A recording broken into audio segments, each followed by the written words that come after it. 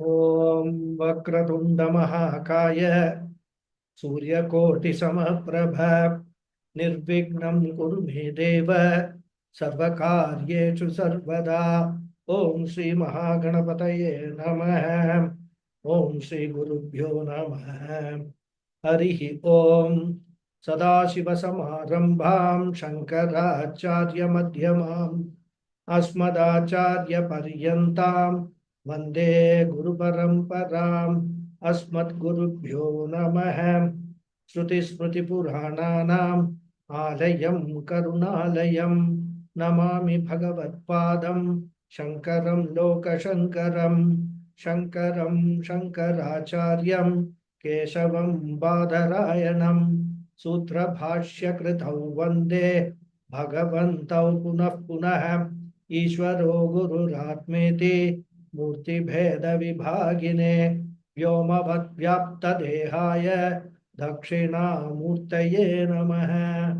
ॐ श्री मेधा दक्षिणामूर्ति स्वामिने नमः।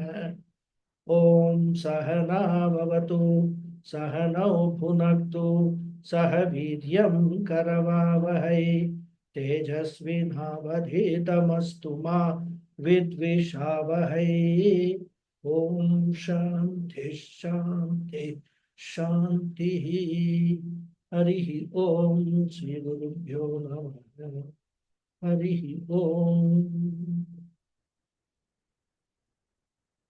ॐ पार्थाय प्रतिबोधितां भगवता नारायणेन स्वयं व्यासेन ग्रथितां पुराणमुनिना मध्ये महाभारतम् अद्वैतामृतवर्षिणीं भगवतीम् अष्टादशाध्यायिनीम् अम्ब त्वामनुसन्धदामि भगवद्गीते भवद्वेषिणीम्।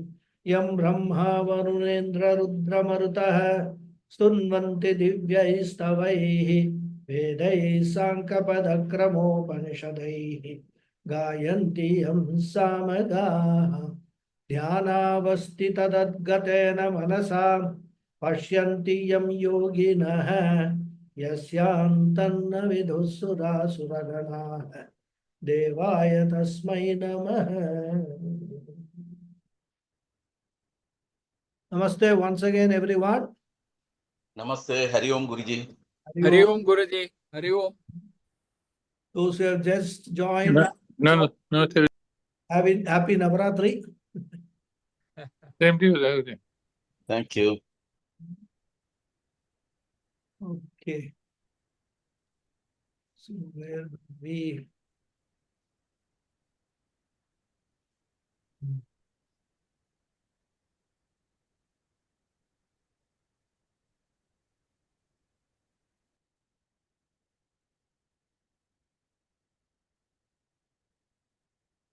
yeah. Yo mam pashyati sarvatra sarvam cha mayi pashyati tasyaham na pranashyami sacha me na pranashyati. This is the 30th shloka that we are discussing. So even though Krishna is going to discuss the topic of bhakti elaborately in the 7th chapter, in this shloka he briefly refers to that topic. Well, that is what he did in the 5th chapter also, if you recall. He touched upon the topic of dhyanam, meditation, at the end of the 5th chapter. And then full chapter, 6th chapter was about meditation. So this is just like, Krishna just touches the topic and then later on he will deal with it in detail. So here he is saying that the highest form of bhakti is the appreciation of Atma everywhere, in and through everybody. In fact, that there is one God is something which every theology follows. All theologies, be it Islam or Christianity, everybody says there is one God. But here interpreting Krishna's words, Pujya Swamiji used to say that it is incorrect to say there is one God. The correct statement should be there is only God, nothing else is there. And seeing that God in the form of Atma everywhere, and also knowing the fact that the Atma which is in everybody is the Atma in my body also, and that Atma is my real nature, is what is bhakti. And therefore, I am that Atma which is everywhere is the greatest form of bhakti. And this highest form of bhakti is possible only through self-knowledge. Any form of bhakti practiced before self-knowledge is not irrelevant, but we can call it a lower form of bhakti. In the lower form of bhakti, the Lord is not everywhere. Lord is confined to a place with a particular form. He is a Rama, Krishna, found in temples, found in the puja altars in our houses. So he is not everywhere.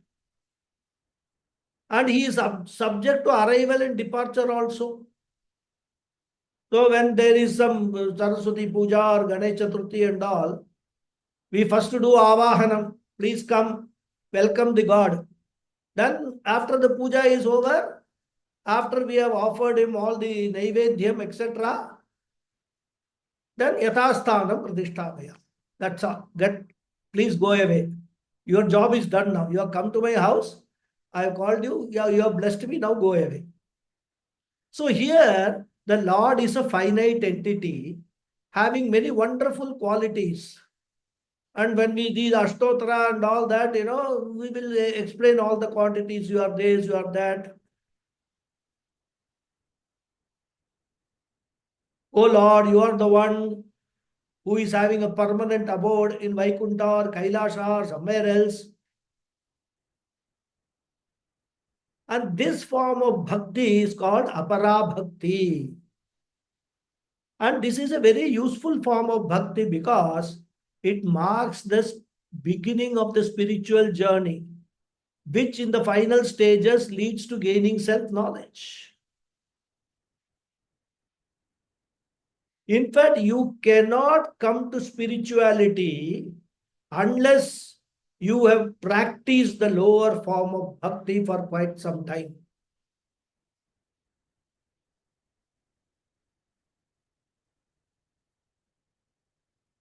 And when you come to self-knowledge, Atma-jnanam, and through that, you begin to recognize that the Atma is everywhere. And Krishna says the all-pervading Atma is the real formless Bhagavan. So bhakti is there throughout, only the form of bhakti changes. So question now is, if the Bhagavan is formless, and this is a question, all other theologians, they ask us.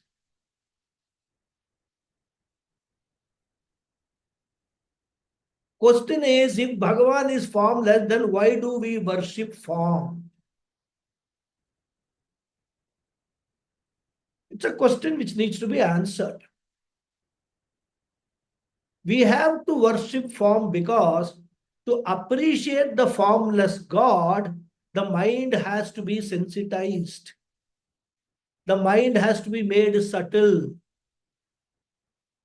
Because formless God is a subtle concept. And for the mind to accept that formless God, the mind also has got to be very subtle. Until the mind is subtle, we require a formed God or God with form. And once we have prepared the mind, we should know that the God with form is not the ultimate.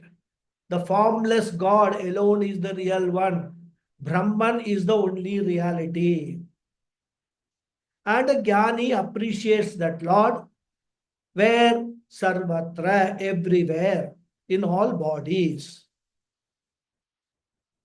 And what is the advantage of this appreciation? If you see the Lord as the very Atma in everyone, including this body, what is the advantage? The advantage is you are ever with the Lord, you are never away from the Lord. Whatever you do, Bhagavan is with you. There is no question of the Lord coming and then showing you the hand and blessing, I give you a bone and all. And you say, he came, he blessed and he went. I saw God in my swapnam, in my dream, God came. Vishnu came with all this hand and, Gada, Chakram and all that. That question doesn't arise. And that is what is the problem. The formed God, God with a form, we will first invite him. Asmin Haridra Bimbe Sumukam Mahaganapatim Dhyayami Avahayami. So we call, everybody calls. On Ganesha Chaturthi day, everybody will call him. And whoever calls him, poor Bhagavan has to come. He has to be at different places at the same time. And also, time can be different also. Some people will call him in the morning, some in the evening and all. Sometimes 2-3 times. And the poor Bhagavan has to come when we call him, whenever we like. Then he has to bless us compulsorily, because we are offering him a Shodashopachara puja, some bananas, coconut, etc., modakam. And once the purpose is achieved, we feel blessed. We send him away with the chant, Ganapathy Bappa Moria, Putya Varshi Laukarya, and all that. And go and put the Bhagavan in some water body, some sea or ocean or river or something. And then we tell, Putya Varshi Laukarya, you should come back again when we choose to call next year. So yatasthanam pratishthapayami shobhanarte kshemarte punaragamanaya cha. You please come and ensure, protect us. That is what we do with the Bhagavan with the form. And this is not the case only with all this Naimittika pujas. Daily Sandhya Vandanam also, those who do Sandhya Vandanam will know this. Before Gayatri Japa, we invite Gayatri. Gayatri Mavahayami, Savitri Mavahayami, Saraswati Mavahayami. And do Gayatri Japa. And then after the Gayatri Japa, we send him Uttame Shigare Devi Bhumyam Parvada Murdhani. Brahmanebhyo Hyanukyata Gacha Devi Yata Sukham. So we invite Gayatri for half an hour. Then you please go away. Your job is done. Gayatri Devi Gacha. Go. Please go and come tomorrow or come in the evening, because again I will be doing Gayatri Japa. So the poor God has been made miserable, limited, finite entity, subject to avagamanam, your invitation and dismissal. Do you think such a God will be the ultimate truth? That can never be the ultimate truth. The all-pervasive Lord can never be subject to arrival and departure. How can, when God is all-pervasive, we say he is all-pervasive, sarva-vyapi, where is the place for the God to come and go? He is everywhere. And therefore Krishna says, Yaha mam pashyati sarvatra. The Jnani sees the Lord as the formless Atma everywhere in everything. He sees the Lord as Chaitanya Swarupam. And therefore, the real all-pervading God is formless Atma only. And not only that, he says, Sarvam cha mayi pashyati.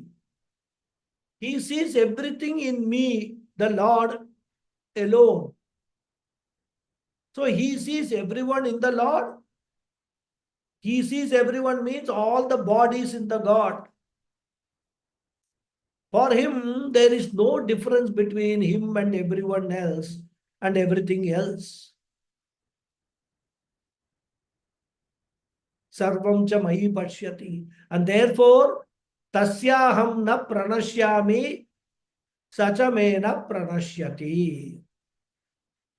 Tasya, for such a jnani devotee, aham na pranashyami. I will never disappear. I will never go away from him. He will never miss the Lord.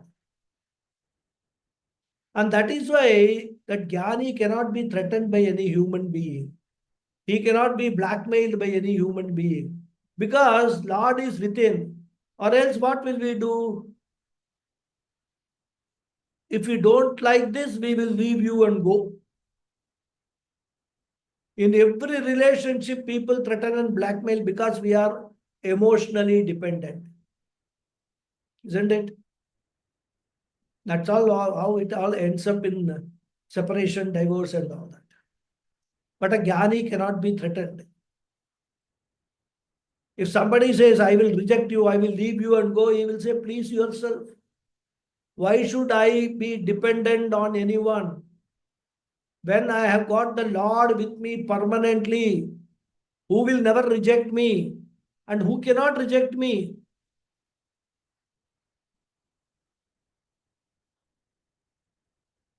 In fact, Swami Paramathananda, he tells a story about Akbar and Birbal or somebody else. I don't remember. That's not important. Story is Akbar, it seems, was told, so that somebody wanted to please Akbar. Some courtier. And he told Akbar that you are superior to God because you can do something which God cannot do. So you are more powerful than God. Akbar was very happy to hear this. But he was curious. So he asked, what is that I can do that God cannot do? So Birbal or whoever it is told him, you can banish anyone from your kingdom, whereas God cannot banish anyone out of his kingdom. And the implication was that there is no place where God's kingdom does not extend. Of course, we don't know whether Akbar understood that or not, but I'm sure you all have understood. So the omnipotent God cannot banish anyone from his kingdom because his kingdom is all pervasive. Where will he push you? He says, get out of my life. If God says, where will he push you? Wherever you are pushed, he will be there. Because I am using the word he within quotes. Ladies, please don't get upset. For Bhagavan, who is formless, there is no he or she. He is beyond gender. Okay. But then, as the language is there in English, this has become a very... we are all used to making such expressions. Anyhow, so when you go to a highest form of Lord, it is beyond all gender, number, and all those things. Therefore, Krishna says, for that devotee, I never disappear. And not only that, Sachamena pranashyati. He also does not disappear from me. He does not get away from me. We are inseparable one. Whereas in all other forms of bhakti, God comes into my life, stays for some time, blesses me, and then God goes away. Whereas in the case of Jnani Bhakta, God and himself are inseparable.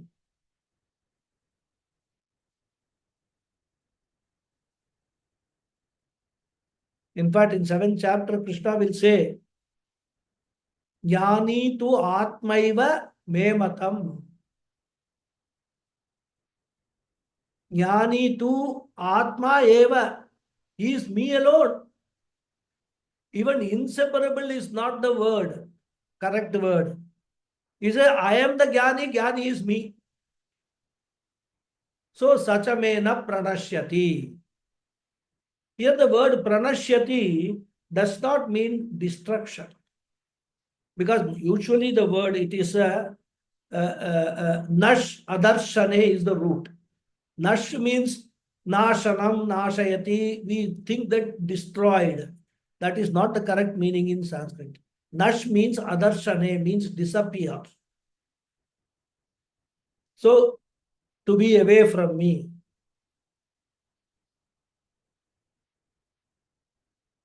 So, what is the benefit of this entire nididhyasanam? When you have actually assimilated, abide in the knowledge of Aham Brahmasmi, you become the greatest bhakta of the Lord. That is the ultimate benefit. Continuing, Sarva Bhutastitam Yoma Bhajatyekatvam Sarvatha Vartamanopi Sayogi Mayi Vartate. So the Anvaya of this shloka is Astitaha Ekatvam Yahamam Bhajati Sarvabhutastitam Sahayogi Vartate Mayi Api Vartamanaha Sarvatha. Astitaha, one who has attained. Ekatvam, the vision of oneness. Yahamam Bhajati, who worships me. Sarva Bhutastitam, who am present in all beings. Sahayogi, that yogi. Vartate Mayi, abides in me. Api Vartamanaha, though engaged sarvatha in every way. So here Krishna says, one who has attained the vision of oneness worships me, who am present in all beings. That yogi abides in me, though engaged in all other activities in every way. So now, one more point Krishna is highlighting. Excuse me.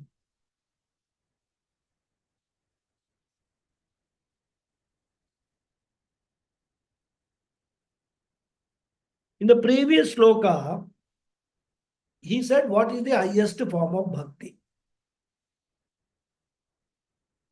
Now he says, even in this level of highest bhakti, the expression of bhakti also differs.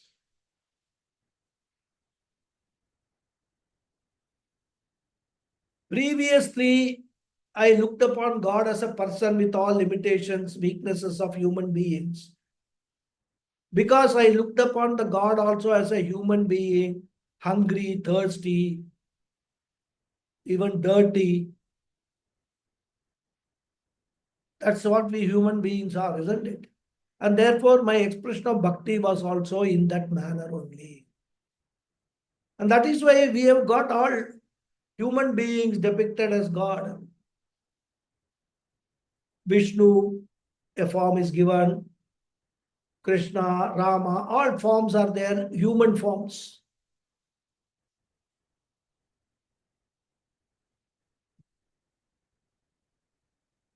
As a human being, I have to take bath regularly because I become dirty. And therefore, when I look upon God also as a human being, you should also be given a bath regularly. Snanam samarpayami, snananantaram hachamaniyam samarpayami. Thereafter what? I am wearing clothes, shirt and dhoti or sari, whatever it is. So God also should be wearing vastram samarpayami. And that too, if you don't offer vastram, then there is a easy shortcut. Vastrartham akshadan samarpayami. You just put to offer some rice. So God also requires a dress to protect him from impurity. And then God also, I like to wear all ornaments. God also will like to wear ornaments. Abharanartham makshadam abharanam samarpayami. So I like to decorate myself with ornaments. So does God. I like to eat laddu, modakam, etc. and other stuff. I offer all these to God because He must also be liking them, liking all those. So all those things, the Shodashopachara depends upon my appreciation of God as a person. But when I know the impersonal, ultimate, absolute God, I see that all I have been doing as this upachara, puja and all are actually apacharas. See, we invite God and say, I'm giving you a bath, etc. Padhyam samarpayami, washing your legs. Suppose somebody comes near you and say, my God, you're smelling. Please go and take a bath and come. Will you not consider it as an insult? Because you are indirectly calling the other person impure.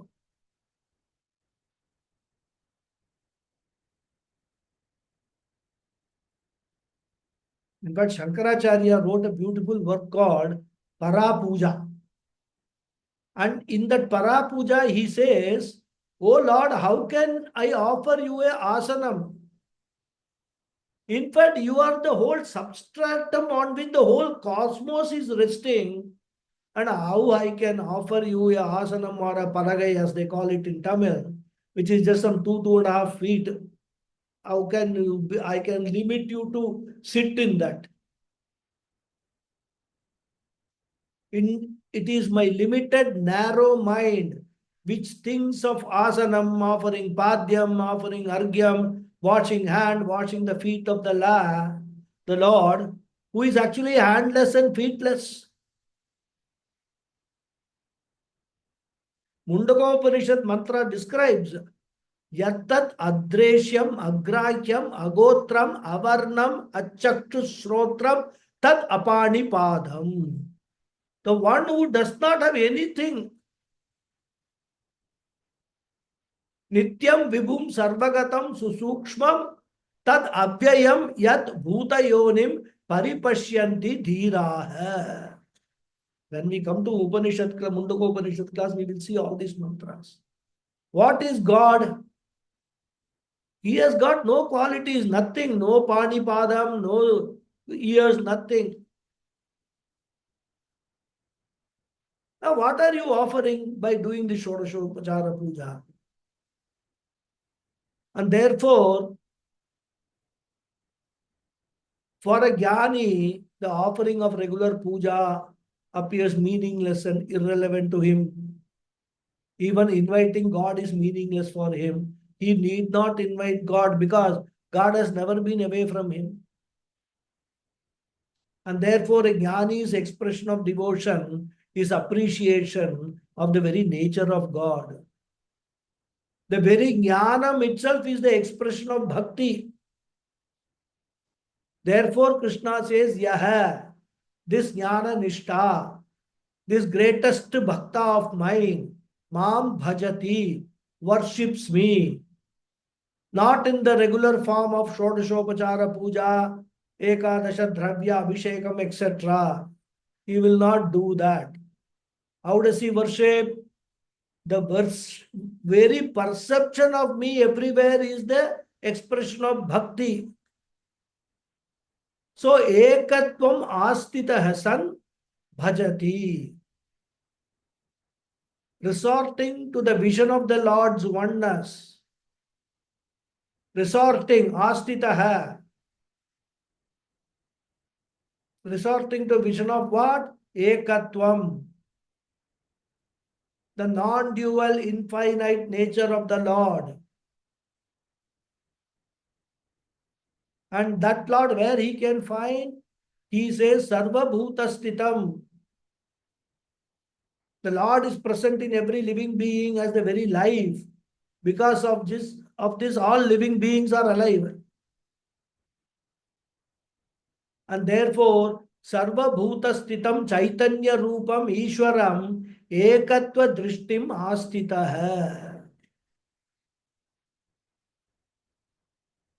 Remaining in Advaita Drishti, he worships me. There is no special action of devotion. And that is why, they say sannyasa ashrama is most suitable for this jnana.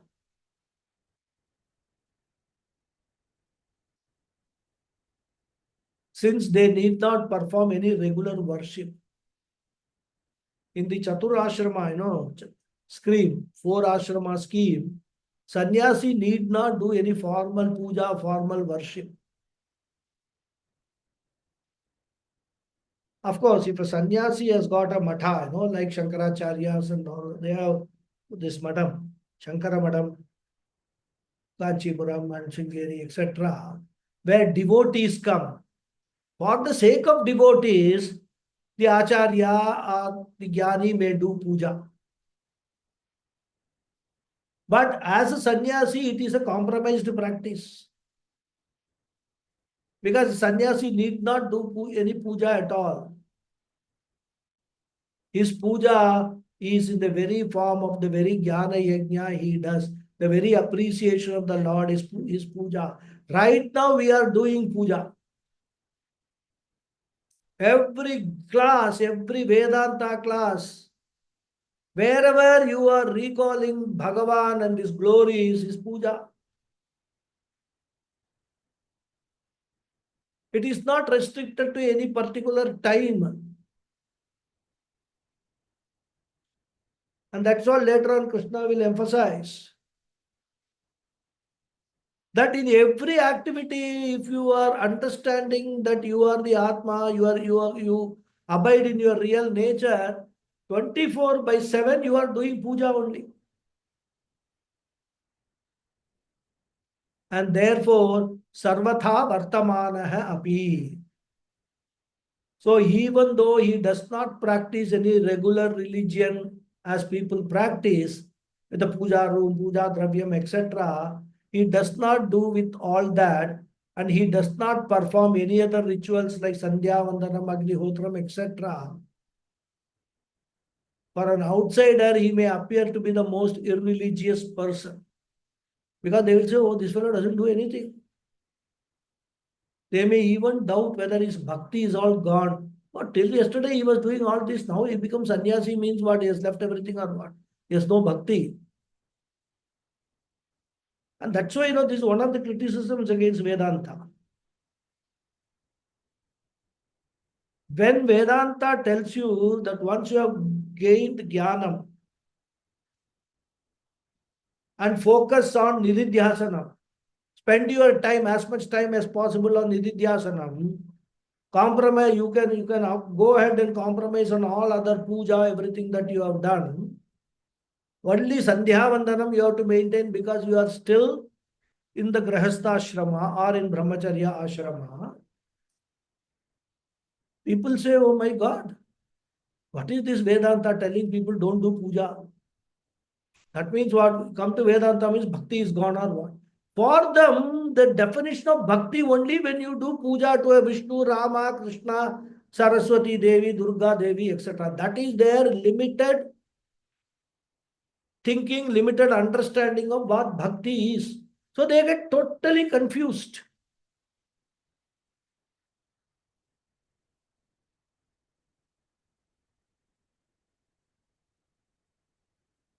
They don't realize that for a jnani, his bhakti has reached invisible dimensions.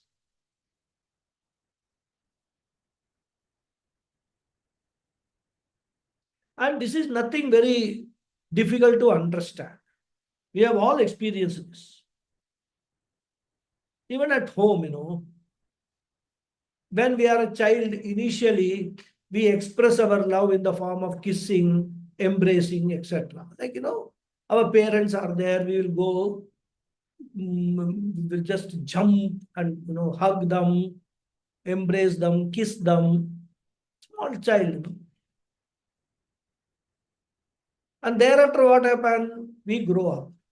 And of course, I'm talking about our culture and not the Western culture, because Western culture, they keep doing it not to the parents, of course, to some other people. All this, I love you, etc. Sending greeting cards, Mother Day card, Father Day card, all that. Because they feel that that love which they are supposed to have should be expressed. If you don't express it, other people won't understand you love. That's the Western culture. In fact, the irony is some of us are so enamored by these Western cultural practices that we come across posts in Facebook and other social media where the mother is wishing the son or daughter a happy birthday, or let us say marriage anniversary day on the Facebook, and both of them are staying in the same house. Are Baba, you are staying in the same house. If you want to stay happy birthday, say it directly. No. Why use Facebook? And they will write all these things. I am blessed to have you as a son and blah, blah, blah, and all that. Because they have to show off everything, to the world. See, I am doing this. There are some people who will do Amavasya Tarpanam and they will take the photo and put it in the Facebook. Oh, I have done Amavasya Tarpanam. Some people earlier I used to see, some people known to me used to put their Sandhya Vandanam photo also in Facebook. What is the purpose?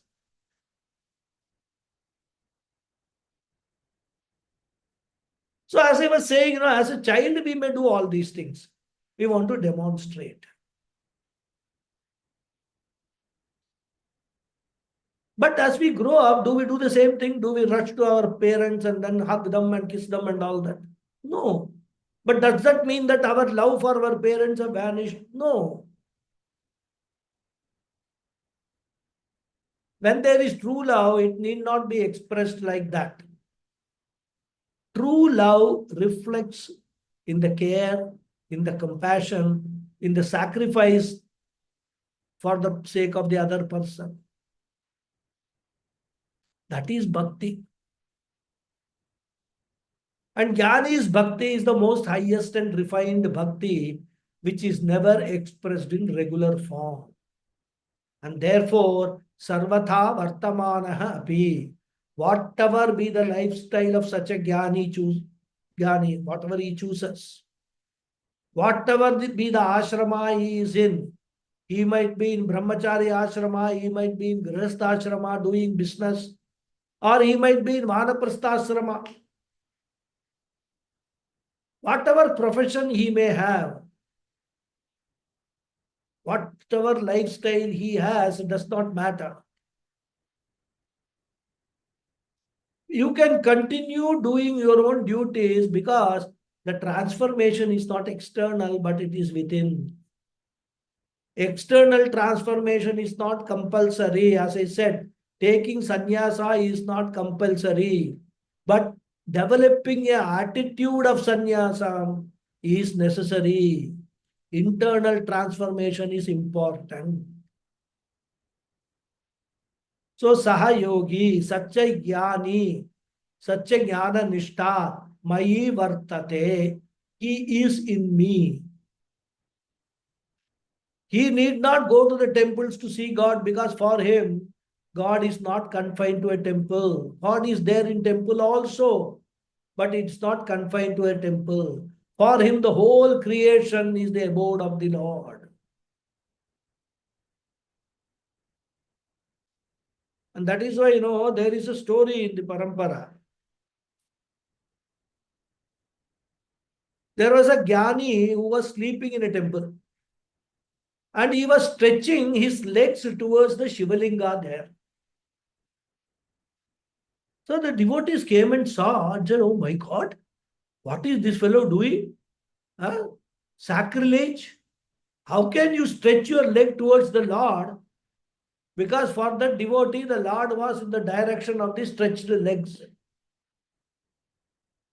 When they woke up the Jnani, said, what are you doing? So the Jnani wanted to teach a lesson. So he said, I am going to be like this. You can turn my leg to any direction in which God is not there. So this person turned the legs to another direction. A Shivalingam appeared there. He again turned the leg to another direction, and whichever direction he was turning, a Shivalingam was appearing in that direction. And then he understood that there is no question of this direction or that direction. God is everywhere. I do not mean to say that you should not go to the temple or you should go and stretch your legs in the direction of the Lord and all that. Don't mistake me. All I am trying to point out is the ripe stage of jnana. Jnani also will not do, he will not go, it's only a story. He will not go and stretch his legs towards the Shivalingam and all. But if he does with full understanding that God is everywhere, no papam and all, of course, jnani will not have any papam. Papam is only for ajnani. So no papam will attract him. Therefore, saha yogi mai vartate. He is always in me. I am always in him. We are inseparable. In fact, he is me and I am him. That is what Krishna says. Now, next sloka. Atmaupamyena sarvatra samam pashyati Arjuna sukham va yadi va dukkham sayogi paramo matah. The Anvaya is, hey Arjuna, Atmaupamyena saha yogi yaha pashyati sukham va yadi va dukkham samam sarvatra matah paramaha. Hey Arjuna, O Arjuna, Atmaupamyena, keeping himself as the standard, as the reference. Saha yogi, that yogi. Yaha pashyati, who sees. Sukham va, pleasure. Yadiva dukkham, and pain. Samam, alike. Sarvatra, in all. Mataha is considered to be Paramaha, the greatest. So, O Arjuna, keeping himself as the standard, that yogi who sees pleasures and pain alike in all is considered to be the greatest. So here, Krishna says, a jnani's mind expands to such an extent that he identifies with all the bodies as his own body. Previously, he was identified with one body only. Now he has disidentified with that body. He knows I am the Atma, not only behind this body, but I am the very Atma behind all the bodies. And therefore, all the bodies become like my body, my hands, my legs, etc. And because of this universal identification, a jnani says, Krishna says, a jnani cannot hurt anyone. Because hurting anyone, any living being, is as though hurting himself because of this universal identification. That is why when a jnani sees a cockroach, he will not pick up a newspaper or a chappal to kill that cockroach. That is why a jnani, when a mosquito is sitting on his hand and sucking the blood, he will not squash it. Because every body is not only human body, mind you, every body, jnani identifies it as his own body.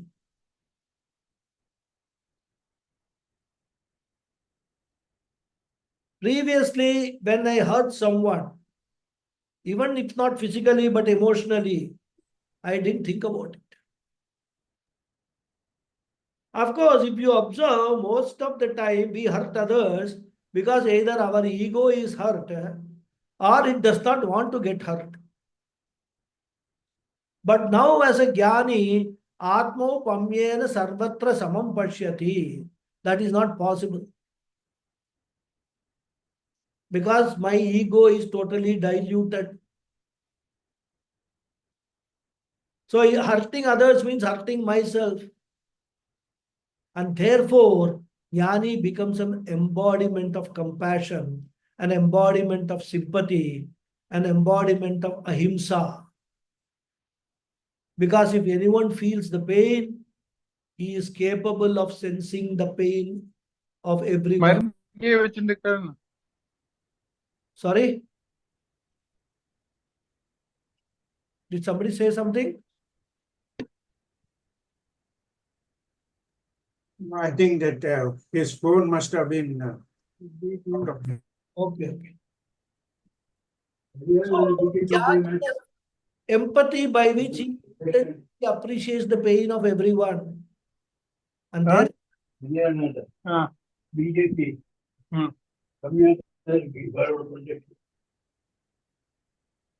what is happening? Somebody is on the phone. Please mute yourself, whoever it is. It is the new seat projector.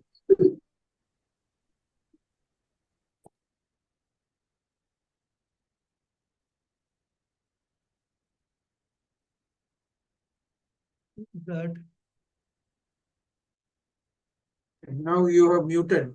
Some Ramu's phone was on. okay. Right. So a jnani cannot hurt anyone, he cannot cause pain to anyone. And if there is pain to anyone, then immediately and automatically a jnani will go to his rescue, console him. Therefore, Krishna says, Atma Pamyena Sarvatra Pashyati. He looks at every living being as himself, because the same Atma is in everyone. So Atma Pamyena, taking himself as a standard, he looks at every living being.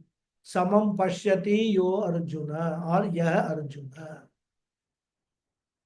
He does not have any partiality or selfishness.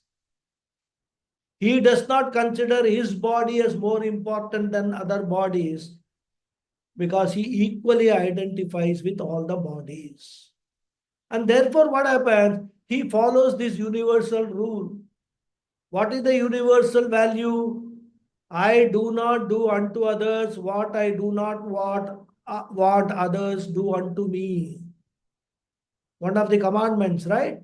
10 commandments, all taken from here only. I do not do unto others what I do not want others to do unto me. I do not like to be told lies, and therefore I should always speak truth to others. I do not want to be abused, and therefore I should not abuse others. Because everyone is exactly like me. Nobody wants to be hurt. If somebody abuses me, if I am hurt, then that I should not abuse anybody, because I should know that they will be hurt.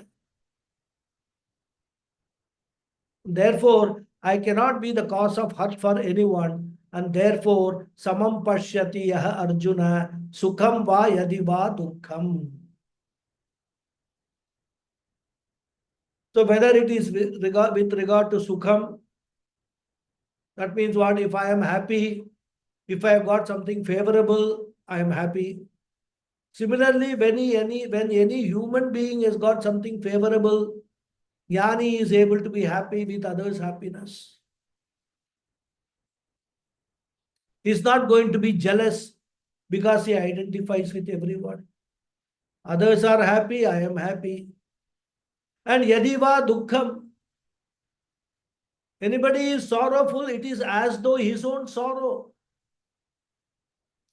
And therefore, here Krishna indicates the universal identification of a jnani, universal love of a jnani. So, sukham va yadiva dukkham Sahayogi, such a jnani is Paramaha, the greatest person in the world. He is the greatest yogi. He is the most accomplished person. And therefore, the benefit of this knowledge is universal love, universal care. See, there are people, there are people who criticize Vedanta for whatever reasons. They don't understand all these things. Where they can't see beyond their body, mind, sense concepts. They cannot understand there is something beyond that. So they criticize Vedanta. But then there is another type of complaint.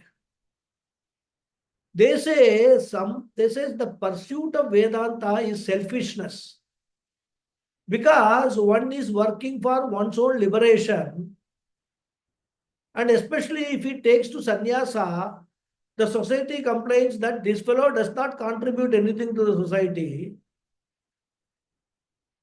He wants to go into the forest or some ashramam and he wants to get self-knowledge and he wants to get liberated. And for all his other necessities, he is depending on the very same society. People have to feed him. Whatever is there, they have to give him food. He has to be kept alive. So all these indicate selfishness. But here Krishna is pointing out that jnani is never selfish.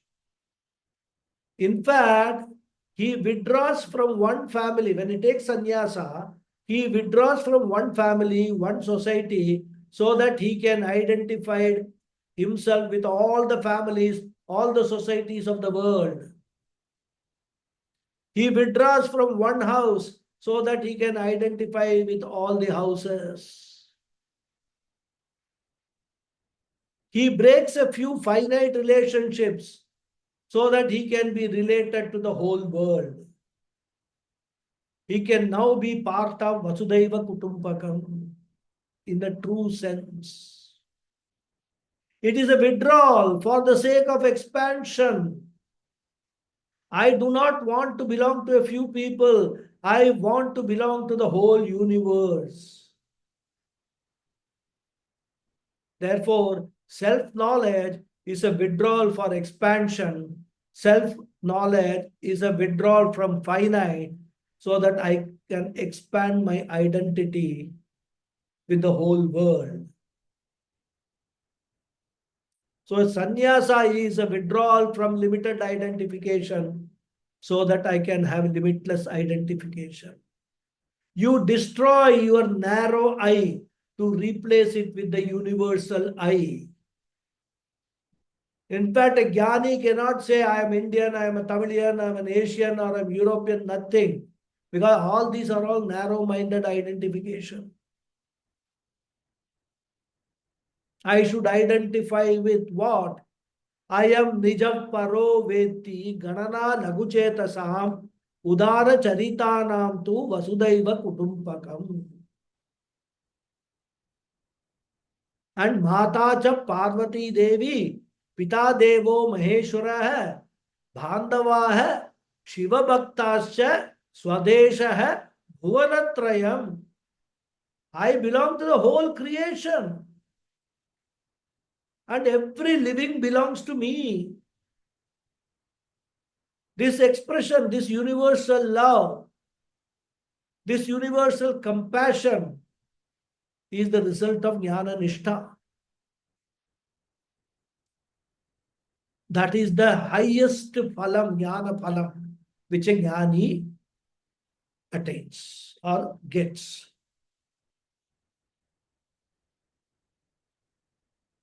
So with this, the 32nd verse, Krishna has dealt with dhyana bahiranga sadhanani, general disciplines to be observed by a meditator. Then he discussed dhyana antaranga sadhanani, specific disciplines to be observed just before starting the meditation, like kaya, shiro, grivam, etc. Then Krishna talked about the dhyana swarupam, the actual process of meditation, consisting of dharana, dhyana, and samadhi. To put it simply, dwelling upon the Vedantic teaching, which has been received from the Guru. And the fourth and final topic that we saw was dhyana phalam, the practice of the benefit of the practice of meditation. And the benefit that Krishna mentioned was the knowledge received at the time of Shravanam or learning from the teacher. That knowledge gets totally assimilated into the personality. And it gets assimilated to such a level that it transforms my core personality. And because of the transformation of my core personality, my very perception of life, my perspective towards the world and people, my very attitude to the world and people, and my very attitude towards very varieties of experiences in life will undergo a radical change. And this healthy attitudinal change is the result of Vedantic meditation or nididhyasana. And because of this transformation, the world which could disturb me before loses its capacity to unsettle me. Because according to Vedanta, whether the world should disturb me or not, it is not determined by the world. It is determined by me alone. It is I who has to decide whether I should allow the world to disturb me or not. So the Vedantic project, making the world incapable of disturbing me. And this conversion takes place purely because of attitudinal change, which is the result of change of understanding of myself and the world. And this is called Jnana Nishtha. And as a result of this, Krishna says there is Samadarshanam. There is the highest eye and devotion towards the Lord reaches its peak. And the final benefit he mentioned was universal compassion. All these are benefits of nididhyasana, which is otherwise called Jivan Muktihi.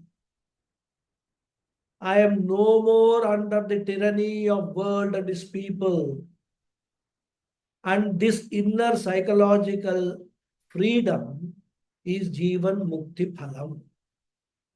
Thus, 4 topics have been completed in the first 32 verses. Bahiranga Sadhanam, Antaranga Sadhanam, Dhyana Swarupam, and Dhyana Phalam. Now we are entering into the 5th topic with regard to meditation, which is also a very important topic. And Krishna is going to discuss this topic based on a question from Arjuna. And as an answer to the 5th topic, as an answer to the Arjuna's question, the 5th topic is going to be introduced. So we will see the sloka. Arjuna uvacha yoyam yogastvaya proktaha samyena madhusudhana etasyaham na pashyami chanchalatva stithim stiram. So the Anvaya is Arjuna uvacha.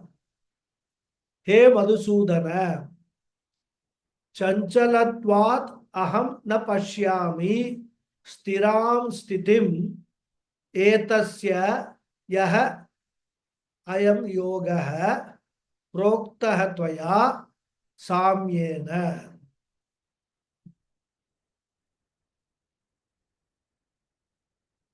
Yeah, my words are covered. So Arjuna said, "O Krishna, because of restlessness, I do not see the steady existence of this yoga," or which is yoga here means meditation, which yoga was imparted by you as the sameness of vision. So the fifth topic which we are going to deal with is from this verse number 33 to verse number 36. And the topic is the obstacles to the practice of meditation and their remedies. Dhyana vignaha, dhyana pratibandhaha, dhyana antarayaha, antaraya means pratibandham, and pariharaha, solutions for them. We'll see more in the next class. Okay. Om Purnamada Purnamidam Purnat Purnamudachyate Purnasya Purnamadhaya Purnameva Vasishyate Om Shanti Shanti Shanti Harihi Om Sri Gurubhyo Namaha Harihi Om. All of you, just 2 minutes, I wanted to make one announcement. See, I had actually asked all of you for your input on whether to change the class to Friday. Now, there are about 18 active students in the group, and almost 13 or 14 of them have no problem. Only 3-4 students have expressed some difficulty because of they have got other commitments. And more importantly, for me, there is an issue. Because for the last 3 years, since this and Vishnu Sahasranamam started, my Saturdays, Sundays have been blocked. With the result that I have not been able to go with my wife anywhere. Because Saturdays, she teaches yoga. And she has got classes on Monday, Wednesday, and Friday. I have got Saturday, Sunday. So both of us for the last 3 years have not been able to go anywhere, visit anybody, because of this. So we had a discussion that is it leading to our relationship falling apart? So we decided that we must try to synchronize our days of classes so that when she is not free, I am also not free, and both are free on the weekends. So therefore, I thought of moving it to Friday. At least Friday it will be synchronized, and then Monday and Thursday I am having the other class which we are going to start next week. So at least Saturday, Sunday is available for us to go around. And honestly speaking, I'll be candid that was one of the main drivers of this proposal to change. So since most of you, majority of you don't have a problem, we will change it to Friday. Other students for whom it is inconvenient, they can continue here. If it is possible for them, whenever they can attend. Otherwise, they will get the recordings and they can catch up with the recordings rather. So that is something. And this will take effect from 19th of this month. Because next week, 12th, we will have a class at the same time, Bhagavad Gita, which will be followed by the inauguration of Mundaka Upanishad class. So next week, the class will be from 6 o'clock to say almost 8 o'clock. 2 hours class, you must be prepared. Those who have joined Mundaka Upanishad, of course, those people. And in Mundaka Upanishad also, as you must have known, I have formed 2 groups. One group will only receive the recordings so that, for them also coming on weekdays is a problem. Other group, of course, will be regularly attending. And so this announcement I will send a message also in the WhatsApp group. So from 19th Saturday, 19th we will not have a class. We will have the class on the 18th Friday. Okay. Absolutely fine. Thank you very much. Thank you, Thank you. Guruji. Thank you very much, Guruji. Namaskaram. Thank you, Guruji. Guruji, Guruji. I have a question. Namaste, Guruji. Namaste. Namaste. I have a Thank question. you, Guruji. Namaste. Just 1 minute. Those who want to leave can leave. Yeah, I have a question, sir. Yeah, tell me. Krishnan here. Hmm. Namaskaram. I wanted to know, you were talking about the God being formless. So when you were explaining on this, I could understand that it is a concept and there's no form and you have to realize that concept. But like Tyaga Brahman,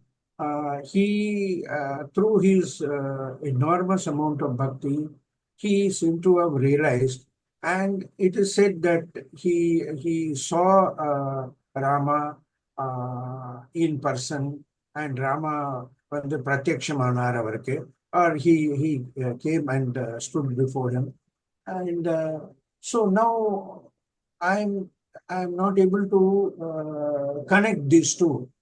So is it that because Tyaka Brahman was full of bhakti and almost like a jnani, and he obtained jnani through his music. So, but he saw God in a form. So how do we understand this? See, Yes. first of all, we must be very clear that whenever some knowledge comes to us, what is the source of that knowledge? Whether we can take that as an authentic source or not. For all of us, insofar as our Sanatana Dharma is concerned, the source of knowledge is what?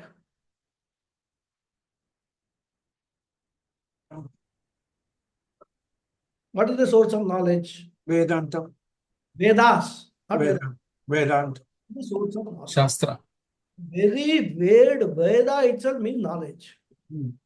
And we believe, not only believe, that is what the Sampradaya tells us, that these Vedas were given by Bhagavan himself. Like we saw in the 4th chapter, Krishna says, Yes. I was the one who taught the sun god itself, Vivasvate Proktavan, right? I taught, then Arjuna asked, what is this? You are born now, how can you teach? So there Krishna says, I have been always there, right? I have been teaching everybody. In fact, Mundaka Upanishad, we will see more, in terms of the lineage of teachers, rather starts from, that's why Sadashiva Samarambham or Narayana Samarambham, we say. The whole thing has started from whom? From either Narayana or Sadashiva, from Bhagavan only. Then we say Vyasacharya, then Shankaracharya are all teachers in the lineage. So for us, the only authentic source of knowledge is Vedas. Correct? Yes. Now we should go, what does the Vedas say about Bhagavan, about Bhakti? Now Vedas are divided into two parts, as we know. Karma Kanda, that is the Purva Bhaga, and also Vedanta, the Anta Bhaga. Purva Bhaga describes, which is 80% of the Veda, content of Vedas, describes the kind of bhakti which is an inferior form. I would not say inferior form, lower form of bhakti. That is why you do all this puja, yajna, everything and all that. You have that ladle with which you pour ghee, everything. Correct? Yes. Now, whether it is Rig Veda or Yajurveda, whatever Veda, all Vedas have got this mantra, Karma Kanda is there, different types of ritual, different types of mantras, and they cater to the three Purusharthas, Dharma, Artha, Kama. Now, after you have completed that, done all that, when you come to Vedanta or even Bhagavad Gita, what does it say? Brahmarpanam, Brahmahavihi, Brahmagnau, Brahmanahutam, Brahmaiva tena gantavyam, Brahma karma samadhina. Everything is Brahman. What you thought that you are making an ahuti to Prajapate Swaha, Agnaye Swaha, all that Agnaya, Prajapati, Varuna, everybody which you talked about in the Karma Kanda, eventually understand they are all Brahman alone. This is the source of our knowledge. And further it says that this understanding, this knowledge, this moksha can be got only by self-knowledge. No other means. Jnanat evatu kaivalyam. Only by self-knowledge you can get this moksha. So therefore, with anybody else tells that I got moksha like this, I got moksha like this. See, over a period of time, we are in Kali Yuga. Now, we have now developed an attitude of either believing everything or some people doubting everything. Correct.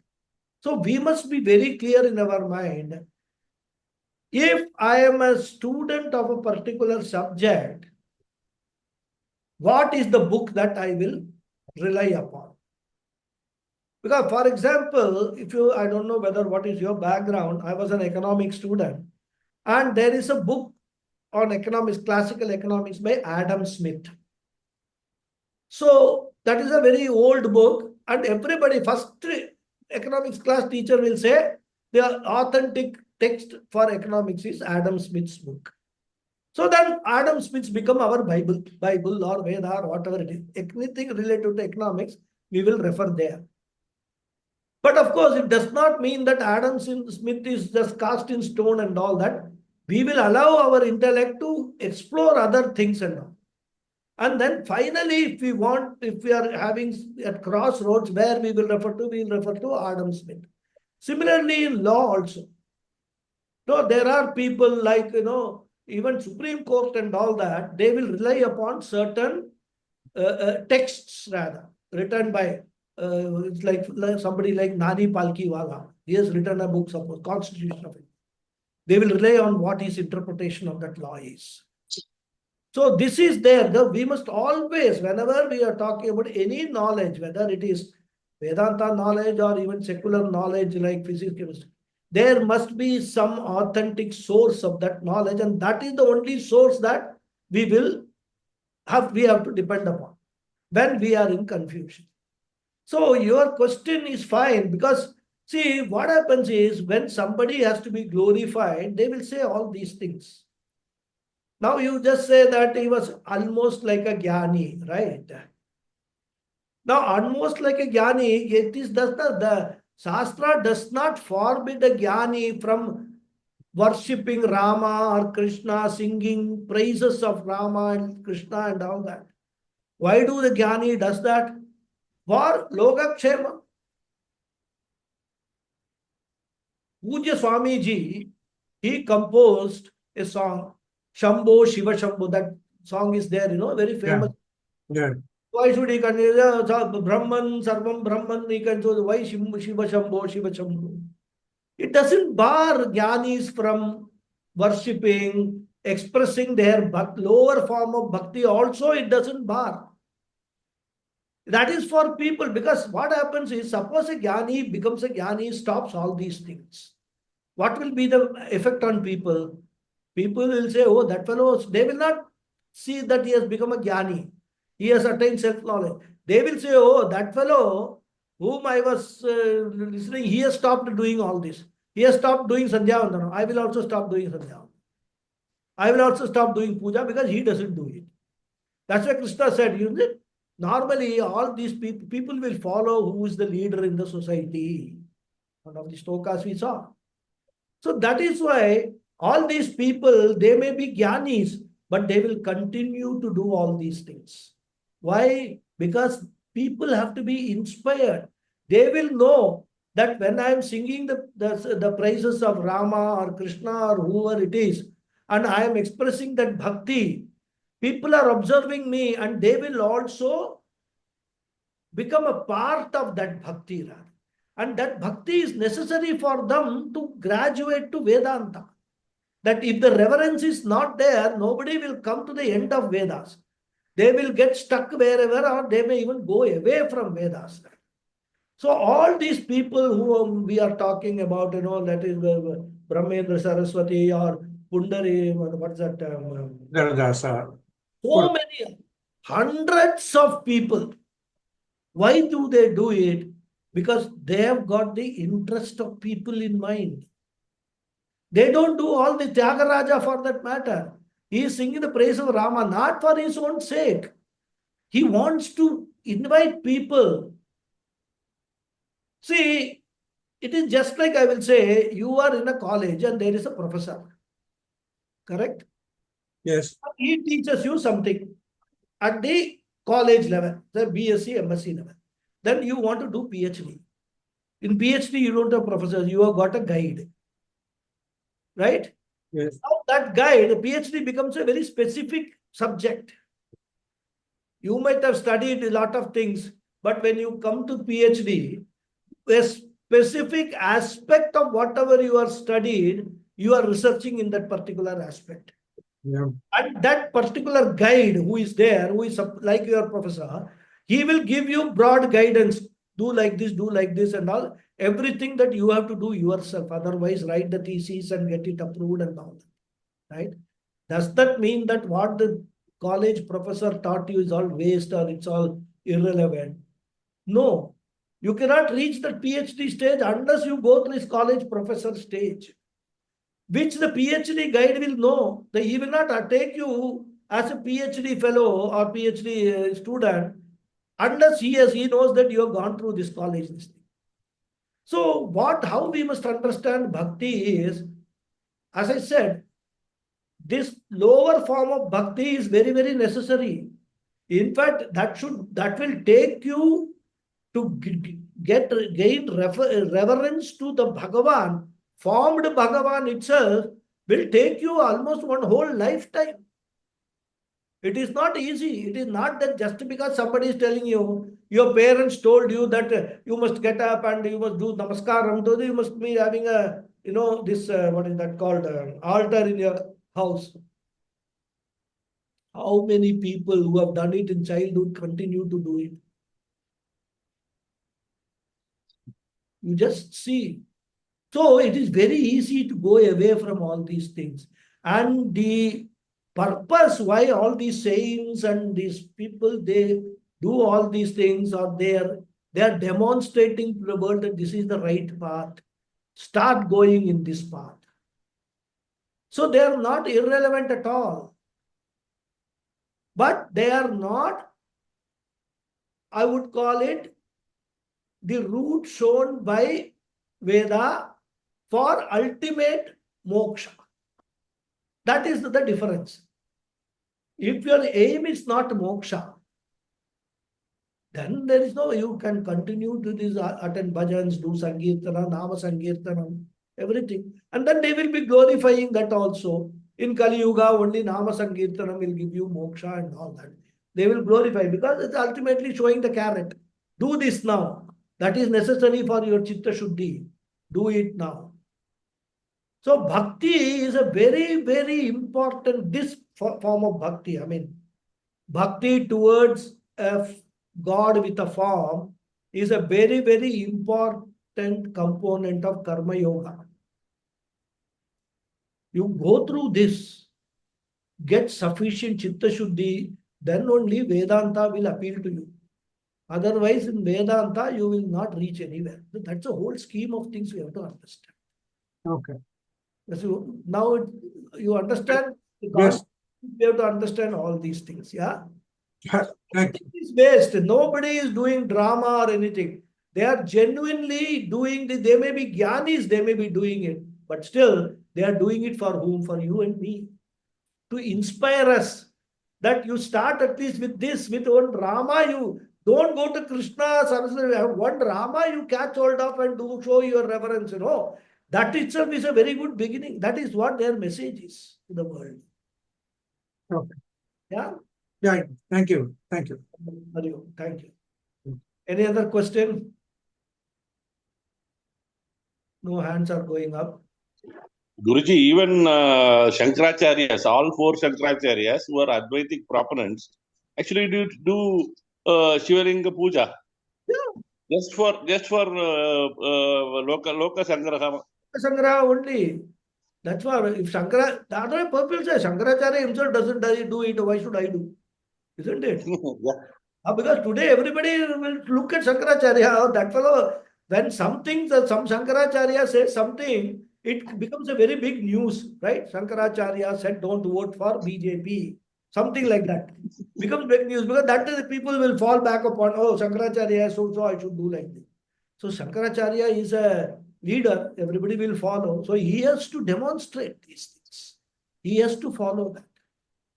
Himself may know all this is all, appearances, this is all mithya only, but he will do it. Okay. Anything Thank you, else? Guruji. Namaskaram. Namaskaram. Namaskar. Namaskar, Guruji. Thank you. Thank you all very much. Hari Om. Thank you. Thank you, Guruji. Namaste. Namaste. Hari Om Guruji. Hari Om. Kalaji. Hello. Yes, Guruji. Oh, your friend that Nidhi, what's her name? Nandini. She did she come for the class today? She doesn't. It doesn't look like she has joined. Maybe she didn't I get the link, or I don't know. sent this thing to her separately, but Oh, first class itself. yeah. She told me she's interested. That's why I gave your number to her. Because already 6 chapters are over. 1/3 of Bhagavad Gita is over. So Correct. I told her also I that. told her that But then she insisted. I said, then okay, you ask Guruji, like he's the best person to decide. I said she was interested, so I said okay. But then she has not attended. Seems she has not been present in today's class. Yeah. Okay. I'll just Yeah. anyway check with her that whether she knows that the Saturday class is there. I already told her that. No, I told her, I sent a message also separately to her. Oh, okay. Today there is a class and I sent the link separately to her and I said you can Oh, log in and all that. oh, okay. I don't know, maybe because of Navaratri or what. I don't know, Guruji. Quite possible. See, let us Yeah. see. Okay. Okay. Hari Om, Guruji. Thank you. Thank you.